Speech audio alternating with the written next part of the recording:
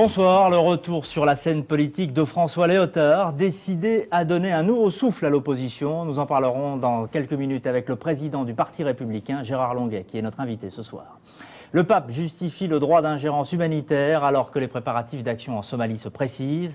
Le sport automobile français face aux contraintes de la loi anti-tabac, ce sont quelques-uns des titres du 19-20 ce soir, que nous ouvrons d'abord avec une scène ordinaire de la vie quotidienne à Sarajevo. La capitale bosniaque subit depuis plusieurs heures des bombardements d'une rare intensité. Les immeubles sont en flammes sous le regard presque habitué de la population. Jean-Paul Gerloir. 2000 obus sont tombés sur Otès dans la seule journée d'hier. Le chiffre permet d'évaluer l'intensité des combats qui ont agité cette banlieue à l'ouest de Sarajevo. Depuis mardi, 5 jours de combats féroces qui se sont soldés cette nuit par une nouvelle défaite des défenseurs bosniaques de la ville. Les troupes serbes occupent désormais au moins la moitié de la localité. L'armée bosniaque a demandé aux casques bleus de l'aider à évacuer les 10 000 civils piégés dans Otès. L'état-major de l'ONU a refusé, mission impossible pour cause de poursuite des combats. Chez les casques bleus, l'humeur paraît plus que jamais au découragement. Ce matin, leur général égyptien, visiblement désabusé, n'a pu que reconnaître l'échec de sa mission.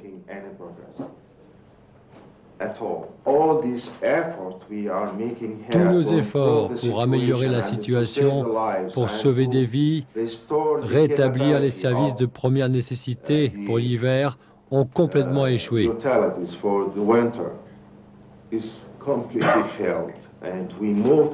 Quand on fait un pas en avant, on se retrouve 2 pas en arrière.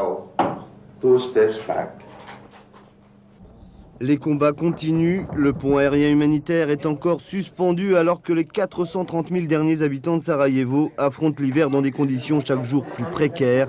Les casques bleus ont effectivement des raisons évidentes de douter de leur mission. En l'état actuel de la détermination internationale, aucune solution n'est envisagée pour mettre fin aux martyrs de la population dans l'ex-Yougoslavie. Un signe, pourtant, est apparu aujourd'hui à Rome. Le pape Jean-Paul II s'est prononcé clairement en faveur du droit d'ingérence humanitaire, une sorte de blanc-seing pour l'intervention militaire qui se prépare en Somalie. Jean-François Bélanger. Le droit d'ingérence humanitaire vient de trouver un précieux défenseur. En se prononçant en faveur de ce principe, Jean-Paul II vient de donner la caution de l'Église à un sujet qui avait donné lieu au sein des Nations Unies à une longue valse hésitation. La conscience de l'humanité demande que soit rendue obligatoire l'ingérence humanitaire, sans mentionner la situation en Somalie ou le conflit dans l'ex-Yougoslavie. Le souverain pontife a dénoncé les guerres qui condamnent les civils à mourir de faim. Prononcé devant les délégués de 150 pays réunis à Rome pour la conférence internationale sur la nutrition, le discours a fait mouche. Actualité oblige, c'est l'intervention humanitaire en Somalie qui domine les propos depuis le début du congrès, mais l'unanimité n'est que de surface. L'ingérence humanitaire rencontre encore beaucoup de réticences, plusieurs gouvernements voyant d'un très mauvais œil que l'on s'immisce dans les affaires internes de leur pays. Alors que les projecteurs sont braqués sur les préparatifs de l'intervention militaire américaine, des bandes armées ont bloqué aujourd'hui le premier convoi de céréales prêt à quitter le port de Mogadiscio depuis un mois. Côté US, pourtant, l'opération Restaurer l'espoir est bien engagée. Philippe Pister. Regard vers le large, c'est par là qu'ils vont arriver. Mogadiscio attend les Marines. Ils ne devraient pas débarquer avant lundi. Premier objectif, s'assurer du port et de l'aéroport, contrôlé en attendant par les casques bleus pakistanais. Et pour l'instant, les miliciens des différents chefs de guerre sillonnent toujours la ville. Globalement, les organisations humanitaires sur place approuvent l'intervention américaine, même s'il subsiste des doutes chez certains. À long terme, les Américains risquent de saper le travail de l'ONU qui consiste autant à trouver une solution politique qu'à assurer la sécurité. L'énorme machine est en marche, escale technique en Espagne. D'ici 3 à 4 semaines, 28 000 soldats américains devraient être déployés en Somalie. Des troupes autorisées à tirer. Le message du secrétaire d'État à la Défense Dick Cheney est clair. Personne ne doit douter que nous sommes prêts à nous battre s'il le fallait. Personne ne doit douter non plus en ce cas de l'identité du vainqueur potentiel. Une opération que les États-Unis veulent transitoire, 2-3 mois au plus, pour laisser progressivement les forces de l'ONU prendre le relais. Une philosophie résumée à l'américaine par le chef d'état-major Colin Powell. C'est comme quand la cavalerie arrive à la rescousse, règle le problème et laisse au shérif le soin de maintenir l'ordre. En France, le retour sur la scène politique de François Léotard. Acclamé par ses amis du Parti républicain, l'ancien maire de Fréjus s'est d'abord montré très confiant quant aux suites judiciaires de son dossier d'inculpation. Il s'est ensuite placé, après 5 mois de silence politique, en véritable inspirateur d'un nouveau souffle pour l'opposition. Port-Marly, Michel Lemerle, Marie-Hélène Recton. Bien sûr, le Parti républicain a réélu sans problème Gérard Longuet à sa tête. Certes, il a une nouvelle fois lancé un signal en direction du RPR sur le thème de l'union, mais aussi de la fermeté pour les investitures.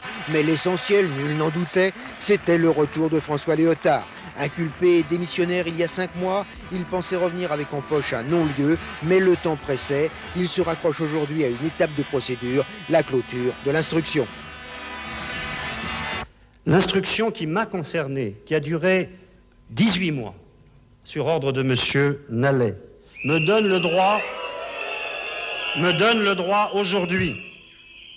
aujourd'hui qu'elle est terminée, de reprendre ma parole, mes mandats, mon combat, ma parole volontairement abandonnée, mes mandats volontairement abandonnés, mon combat jamais abandonné. Hommage public, hommage privé, chacun y allait de son accolade. Les libéraux ont les retrouvailles démonstratives. François, je me réjouis de ton retour, aujourd'hui, dans ta famille. Ça fait plaisir. Je crois qu'on a l'impression d'accueillir quelqu'un qui est parti faire un grand voyage. Le Parti républicain est donc à nouveau doté d'une force de frappe supplémentaire, avec le retour de son président d'honneur, mais aussi d'un leader qui veut exister en dehors des partis. Ce ne sera pas toujours facile à vivre. Commentaire politique maintenant à Port-Marly, on retrouve Michel Lemerle. De François Léotard sur la scène modifie sensiblement le paysage politique de la droite parlementaire. L'essentiel de la logique de l'opposition repose sur la confrontation Chirac-Giscard. Et François Léotard est sans doute le seul, avec Raymond Barre, à s'extraire de cette logique. Il permet donc en quelque sorte de déverrouiller cette mécanique du tête-à-tête. Sur la plupart des grands dossiers d'ailleurs, il apporte une vision personnelle. Les primaires, c'est pour lui le premier tour de l'élection présidentielle qui doit tenir lieu de primaire. Ou bien Matignon, ce n'est pas nécessairement le parti qui arithmétiquement est le plus fort, qui doit désigner son leader à Matignon. Mais ce qui fait sa force fait aussi parfois sa faiblesse. Même certains de ses amis ont trouvé cet après-midi que son discours était parfois plus lyrique que concret. Il veut avoir un langage différent, mais en politique, l'arithmétique et les rapports de force ont la vie dure et parfois il se venge. Alors Gérard Longuet, avant de parler de l'éventuel lyrisme de François Léotard, vous avez été réélu très confortablement aujourd'hui à la tête du Parti républicain. Avez-vous d'abord le sentiment que l'ensemble de votre mouvement se réjouisse avec toute la sincérité voulue du retour de François Léotard? Tout à fait. Tout à fait, je crois que c'est une attitude unanime et d'ailleurs très largement partagée au-delà du Parti républicain. Vous savez, quand on a le sentiment qu'un ami a été frappé d'une injustice et qu'il peut enfin faire la preuve, démontrer toute sa dignité, tout son honneur retrouvé, c'est une très grande joie. Ce que François Léotard a dit est très clair, l'instruction est terminée. Elle s'est promenée pendant 18 mois, elle a été accélérée à la demande de garde des Sceaux. Maintenant, le dossier est terminé, nous ne faisons plus pression sur personne, il faut que le juge d'instruction s'exprime, mais je suis absolument confiant du résultat. Alors moi, je parlais des amis au sein du Parti républicain, parce que François Léotard, à certains égards, a prononcé un discours de présidentiable de nature à contrarier peut-être les ambitions d'autres présidentiables de l'UDF. Non, je crois que c'est un discours de qualité. Et plus la vie politique française s'enrichit d'hommes de qualité, on ne peut que s'en réjouir. En tous les cas, pour nous, au Parti républicain, un Léotard en pleine forme, c'est un outil supplémentaire. Alors, revenons dans un instant sur la notion de présidentielle. Dans son discours, il semble très clair que François Léotard ait accepté le principe de la cohabitation. Il a évoqué également une sorte de pré-programme, en évoquant la nécessité de donner un renouveau à l'État. Vous êtes d'accord, vous, pour la cohabitation ? La Constitution, rien que la Constitution, toute la Constitution. Nous allons nous battre devant les électeurs pour nous faire élire députés et pour avoir une très large majorité. Je souhaite que cette majorité ait un caractère de dissuasion et que nous puissions accélérer l'alternance présidentielle. Mais la réponse appartient librement au seul président de la République. S'il estime que son mandat est de 7 ans, il a parfaitement le droit, et naturellement personne ne le lui contestera, de rester. Simplement les députés qui seront élus, ils sont élus par une majorité d'électeurs, ceux-là voudront gouverner et assumer leurs responsabilités. Et ils n'entendront pas concéder leur pouvoir, concéder leurs responsabilités. C'est exactement ce que nous disons les uns et les autres. La Constitution permet à une majorité issue du Parlement si le président entend rester, d'exprimer la force de la nouvelle majorité dans l'opinion. Alors sur le fond, malgré tout, il y a la volonté de redonner à l'État un rôle fort, ce qui est parfois un peu contradictoire, peut-être avec le discours des libéraux. C'est exact. Ça peut paraître tout à fait surprenant. Je crois pourtant qu'après 12 ans de socialisme, ce qui est le plus frappant, c'est la dégradation du service public. D'abord, permettez-moi de le dire, la dégradation de la dignité du service public. Vous savez, le principe responsable mais pas coupable, généralisé dans toute l'administration française, de ministres en députés, donne une impression de démobilisation, de démotivation. On a le sentiment qu'on ne peut plus avoir confiance dans cet État, qu'en matière de sécurité, de justice, de lutte contre l'immigration, on ne peut pas s'appuyer sur lui. Et cet État coûte de plus en plus cher et apporte de moins en moins de satisfaction. Et notre rôle à nous, ce sera certainement de réfléchir pour relancer l'État, car notre pays s'est bâti autour de son État, de son administration. Nous en avons la fierté, à condition qu'elle accepte un petit effort de productivité et d'organisation. Un mot simplement, puisque vous releviez l'idée de responsable mais pas coupable. Vous faites aussi, vous, le distinguo entre Laurent Fabius et Edmond Hervé, Georgina Dufoy? Très honnêtement, je ne suis pas suffisamment compétent et je souhaiterais que la commission d'enquête prévue par la procédure de haute cour puisse s'exprimer. Alors parlons maintenant de l'éventuelle présidentielle, en tout cas celle qui arrivera à son échéance normale en 1995. Pensez-vous que François Léotard puisse incarner en quelque sorte le symbole de rajeunissement qui a été attribué à Bill Clinton aux États-Unis? C'est certainement dans notre génération la personnalité la plus éclatante. C'est votre celle qui candidat? a le plus de charisme. Sera-t-il votre candidat pour la présidentielle? Le plus de personnalité. Le moment venu, il aura ma préférence naturellement. Oui. Le moment venu, il aura ma préférence naturellement. Alors, à propos des primaires aussi... Ce que je souhaite simplement, c'est que l'opposition gagne les élections présidentielles. Et mon comportement de chef de parti sera de faire en sorte qu'à tout moment, mon attitude, celle de mes amis, favorise la victoire d'un homme issu de notre famille, de notre rassemblement. Alors précisément... Et pas du tout l'esprit partisan. Ce que je souhaite, c'est que la France ait un président à l'image de cette majorité que nous préparons législative. Que le meilleur l'emporte, et je ne voudrais certainement pas ouvrir aujourd'hui la guerre des personnalités, des talents, ni un des débat de comparaisons. génération. Ni un débat de génération. Je crois que le problème ne se pose pas du tout en ces termes. C'est une affaire de personnalité, c'est une affaire d'équipe, c'est une affaire de projet. Alors un dernier mot, puisqu'on parle de la présidentielle, Nicolas Sarkozy répond pratiquement de façon anticipée il est extraordinaire, Nicolas, propos de François Léotard cet après-midi. Dès qu'il y a quelque chose qui bouge dans l'actualité, on voit Nicolas sortir de son placard, bondir tel le diable de sa boîte et s'exprimer. En tout cas, lui dit que les primaires pour les présidentielles sont indispensables à l'opposition. Or, François Léotard a dit très clairement cet après-midi que lui considérait que le premier tour de la présidentielle suffisait. François a toujours été réservé sur les primaires. Et il a déclaré, il y a quelques mois de cela, que si elles étaient loyales et transparentes, il accepterait de s'y soumettre. Il n'a rien retiré... Apparemment, il ne juge pas qu'elles seront loyales et transparentes. Il n'a rien retiré de cette déclaration, rien ajouté. Sa préférence est la Constitution. Si la procédure est loyale et transparente, il accepte de la prendre en considération. Entre nous, s'il y avait une personnalité de l'opposition dont l'évidente nécessité apparaissait, il n'y aurait pas besoin de primaire. Si nous avons cette réflexion sur les primaires que rappelle Nicolas Sarkozy, c'est qu'on est en train de se dire qu'il faut peut-être réfléchir. Eh bien, donnons un petit peu de temps, et il y a 3 ans pour décanter les talents, 3 ans c'est suffisant. Et puis si rien ne se décante, eh bien on demandera aux électeurs de droite de choisir le meilleur d'entre eux, les candidats possibles. Merci Monsieur Longuet. Économie maintenant, l'accord sur l'agriculture signé à Washington entre les Européens et les Américains va avoir des conséquences désastreuses pour certaines régions agricoles. Par exemple, l'accro en Provence, l'application de la PAC et des accords du GATT met en péril l'existence même des moutons et des prairies. Bernard Ségard. La plaine de la Crau entre le Rhône et la Durance. Dans ce triangle, 35 000 moutons avec leurs bergers, des milliers d'hectares encore vierges, mais aussi 26 000 hectares de foin irrigués, soit 130 000 tonnes par an. Une grande partie est exportée. La production de foin ne sera pas rentable si l'on applique la PAC et les accords agricoles du GATT. Résultat, cela devrait entraîner la disparition de la culture du foin d'appellation contrôlée. Sans foin, plus de moutons, ni de bergers. On trayait un peu les moutons, on mangeait le bon fromage, le bon fromage de brebis ou de chèvre. Et maintenant, vous le voyez, je ne sais pas ce qui va se passer. Je ne peux pas vous répondre parce qu'on ne veut plus nous voir. Et ça va être terrible. Voilà. Tout est lié.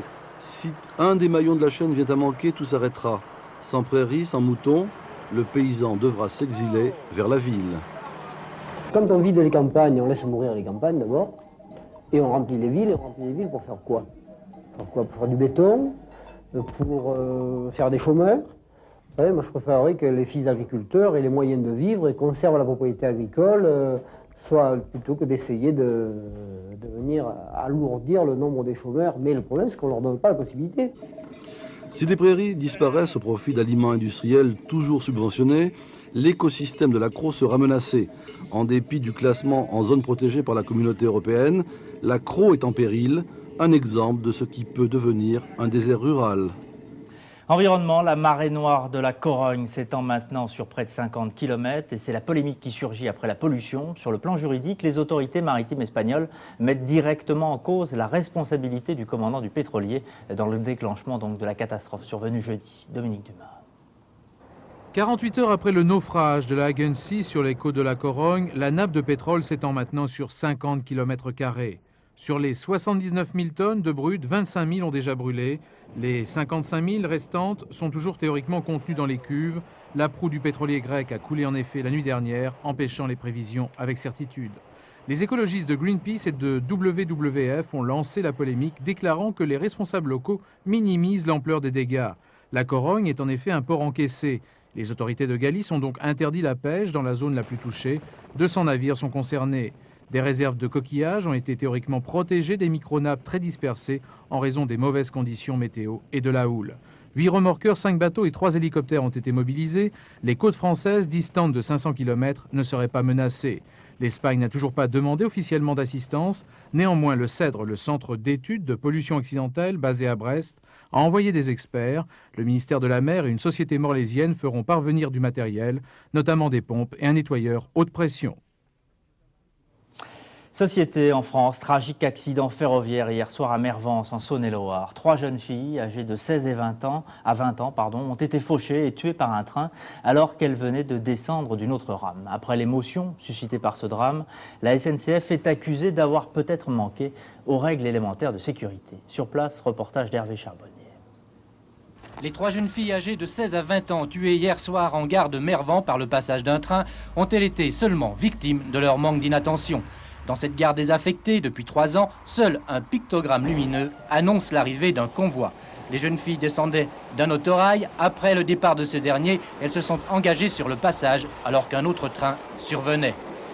C'est un train qui circule sans arrêt, il circule entre 120 et 140 km/h, c'est un express. Enfin, l'enquête déterminera la vitesse exacte de passage. C'est un train qui passe sans arrêt. Est-ce qu'il doit se croiser avec un autre train ici? Normalement non, il avait 9 minutes de retard. Les voyageuses ont peut-être aussi cédé à l'habitude, oubliant de jeter un regard sur le signal qui se déclenche 30 secondes avant le passage d'un convoi. Et puis la circulation ferroviaire est ici très réduite. C'est la raison pour laquelle la sécurité se limite à un pictogramme. C'est l'un des rares existants en Saône-et-Loire. Pour nous, il n'y a pas de faillite ou de faiblesse à ce système-là et nous en sommes parfaitement conscients. Dans d'autres gares tout aussi désaffectées et notamment situées dans des courbes, des passerelles permettant le franchissement des voies en toute sécurité ont été installées. Le drame de Mervans obligera peut-être la SNCF et les collectivités locales à installer ici une telle structure. Sport, politique et santé. L'amendement voté cette nuit à l'Assemblée nationale concernant la loi anti-tabac va permettre la retransmission télévisée des compétitions automobiles organisées dans les pays où la législation bien sûr autorise la publicité pour le tabac. Cette disposition ne pénalisera donc pas les amateurs de Formule 1, à l'exception notable des courses organisées en France où les véhicules devront concourir vierges de toute publicité relative aux cigarettes. Charles Sanviti. Des chevaux vapeurs estampillés Camel, Gitane ou Marlboro, un mécénat bien encombrant, du moins en France, depuis janvier 91. À cette date, l'Assemblée vote une loi, baptisée Loi Évin. Son but, interdire toute publicité pour le tabac et l'alcool, à compter du 1er janvier prochain. Du coup, sur les circuits, le parrainage tabagique devient hors la loi, et avec lui, la rediffusion télé des grands prix. De quoi émouvoir certains élus. Conséquence, hier à l'Assemblée, l'opposition dépose un amendement. D'accord pour prohiber la publicité avec une dérogation et de taille en matière de sport automobile. Suit le vote, l'amendement est rejeté et aujourd'hui, le père de la loi, lui, applaudit. Moi, je suis très très satisfait de ce débat de cette nuit parce que M. Poniatowski, M. Toubon voulaient remettre en cause le dispositif que j'avais moi présenté en 1990. Parce que qu'est-ce qu'ils proposaient eux? C'était en fait de revenir sur la publicité et de permettre la publicité sur le sport automobile, mais d'autre part, un autre amendement prévoyait de rétablir la publicité dans les magazines. Donc c'était revenir sur la loi de 90. Or, l'Assemblée s'y est opposée. À une nuance près, voulue par le gouvernement. À partir de janvier, certes, sur les voitures en France, fini la publicité nicotine. Mais restent les grands prix étrangers. Là, publicité et rediffusion autorisées si le pays en cause n'a pas adopté de législation anti-tabac. Bref, dérapage autorisé, mais apparemment, le pilotage, lui, reste à vue. Et puis c'est le Norvégien Jan Einar Thorsen qui s'est imposé aujourd'hui dans le Super G disputé à Val d'Isère. Il s'agit bien sûr de ski. Nous allons refermer ce journal en allant à l'opéra avec la découverte peut-être d'un futur danseur étoile. José Martinez, lauréat du concours annuel de promotion du ballet au Palais Garnien, a donc été élu premier danseur. Dernière marche avant l'ultime consécration. Jean-Claude Duthil, Didier Thibault. En remportant brillamment son titre envié de premier danseur, José Martinez n'a pas créé de surprise. Entré dans l'illustre compagnie il y a 5 ans comme quadrille stagiaire le bas de l'échelle, il est vite devenu l'un des sujets les plus remarqués de la maison, recevant tour à tour cette année une médaille d'or au concours international de danse de Varna et le prix du Cercle Carpeau qui met en lumière le meilleur espoir de l'Opéra Garnier. Un parcours sans faute donc pour José Martinez qui sait en plus raison garder. Moi, je danse pour le public, surtout. Même quand je faisais un concours, là, au concours dernier, je dansais pour le public, non pas pour le jury. Je trouve que c'est eux qui payent leur place et c'est pour eux qu'on danse. C'est pour eux qu'on travaille à la barre le matin, c'est pour donner au public le meilleur de nous. Mais maintenant, le temps des concours est bel et bien passé pour José Martinez. Les concours, finalement, ça nous sert à se faire connaître, mais le but principal, c'est de danser dans des spectacles pour le public. Et non pas faire des concours sportifs. Enfin, voilà. Désormais hors concours, il reste à José Martinez à recevoir la récompense suprême, son titre d'étoile de l'Opéra de Paris. Souhaitons-le lui bientôt.